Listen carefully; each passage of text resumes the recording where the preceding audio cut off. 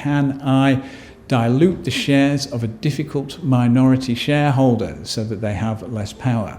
Hi, my name's Christopher Burgon. I own and run Christopher Burgon Solicitors. We are a specialist litigation and commercial law firm based in London. In these videos, we're answering questions left by our social media followers and in business forums. The question for this video is, can I dilute the shares of a difficult minority shareholder so that they have less power? The answer to that question is, if you have enough of a majority, say 75% or more, then you possibly could. It also depends upon whether or not you have a shareholder agreement. The shareholder agreement may give you the power to do that. If, however, there is no shareholder agreement that allows you to do that, diluting somebody's shares is a very, very bad idea.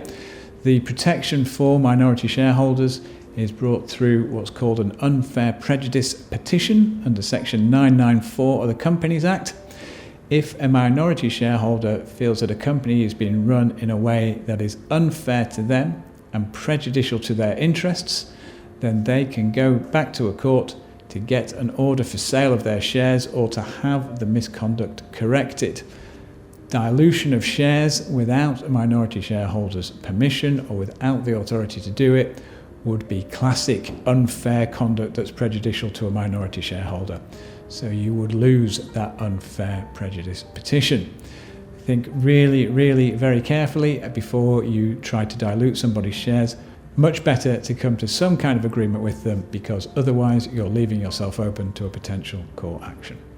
I hope that was helpful. If you're a majority shareholder dealing with a difficult minority, we'd love to hear from you to help you deal with that situation. Getting in touch with us is pretty easy. You can go to the website, press the book a meeting button. That gets you a free meeting, absolutely free of charge, free of obligation. Alternatively, drop us an email, give us a call, we'll get back to you, or leave a message or a comment underneath this video. Thanks very much.